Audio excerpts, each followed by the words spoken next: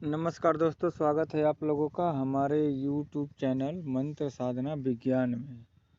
आज मैं आपको एक नई जानकारी दूंगा, नई साधना के बारे में बताऊंगा, जिसको इसके बारे में बहुत ही कम लोगों को ज्ञात है। तो इस वीडियो को आप ध्यानपूर्वक सुनना और यह साधना हो सकता है कि आप लोगों के काम आ जाए और आपको एक नया ज्ञान प्राप्त होगा और नया साधना सीखने को मिलेगा। दोस्तों, हम लोग हमेशा ये सोचते हैं कि हमें कुछ नया चीज़ मिले ताकि हम अपनी तरक्की करें, अपने आप में कुछ परिवर्तन लाएं,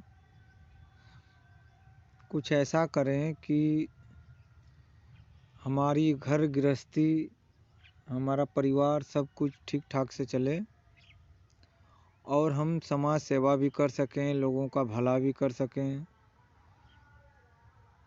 और समाज में मान सम्मान, पद प्रतिष्ठा हमें प्राप्त हो, ऐश्वर्य प्राप्त हो, श्री धन प्राप्त हो, यहाँ तक कि हमारी जो इच्छाएं हैं, संपूर्ण इच्छाएं हैं, वो सब पूर्ण हो जाएं। आप हमेशा YouTube चैनल पर भी देखते होंगे। आजकल YouTube चैनल पे तो बहुत अच्छे अच्छे ज्ञानी लोग मिल जाते हैं और सबका ज्ञान अपने अपने ढंग से ठीक है। मैं नहीं जानता कि वो लोग कितना ज्ञान देने वाले कितना सही हैं या कितने गलत हैं, ये तो मैं नहीं जानता। लेकिन हाँ, इतना ज़रूर जानता हूँ, ज्ञान का भंडार अगर है तो YouTube पर चले जाएंगे तो बहुत कुछ देखने को और सुनने को मिलेगा, लूटने को भी मिलेगा और लुटाने को भी मिलेगा। YouTube से अच्छा कोई प्लेटफॉर्म नहीं है। मैं बात कर रहा था एक नई साधना की। आपने महाभारत के भीम को तो अच्छी तरह से जानते होंगे, सब लगभग सभी बच्चे लोग जानते हैं, और उनकी पत्नी हिडिंबा को भी आप जानते होंगे। तो वो एक राक्षस कुल से थी और काफ़ी बलशाली थी और मायावी भी थी। वो पलक झपकते ना जाने कहाँ कहाँ वो चली जाती थी। बहुत बड़े बड़े पहाड़ को उठा लाना, बड़े बड़े पेड़ उखाड़ देना, उनकी ये फितरत रहती थी, उटपटांग हरकतें करना, क्योंकि वो राक्षसी कुल की थी। इसलिए उनका स्वभाव तो बाद में चेंज हुआ जब भीम जी उनके जीवन काल में आए। तो मैं इन्हीं हिडिंबा की साधना में आपको बता रहा हूँ। यह 7 दिन की साधना होती है। प्रतिदिन 7 माला का ही जाप होता है। और यह कार्य क्या करती हैं, अब सुन लीजिए। कुछ बातें मैं गुप्त रखूँगा, मैं बताऊँगा नहीं। यह कार्य वही करती हैं जो 1.5 फुटिया करता है, मुंजा करता है, कलुआ वीर करता है। यह कोई भी चीज़ को कहीं पर भी ले जाना, लेके आना, सटकर्म करना, किसी की तबीयत मान लीजिए ख़राब हो गई है, उसे भी ठीक कर देना, यहाँ तक कि इनकी साधना के माध्यम से आप चौकी भी लगा सकते हैं, लोगों का भला भी कर सकते हैं। ठीक है, बुरा तो करना नहीं है किसी का, क्योंकि जो साधना और सिद्धियाँ होती हैं वो भलाई के लिए ही होती हैं, बुराई के लिए नहीं। किसी का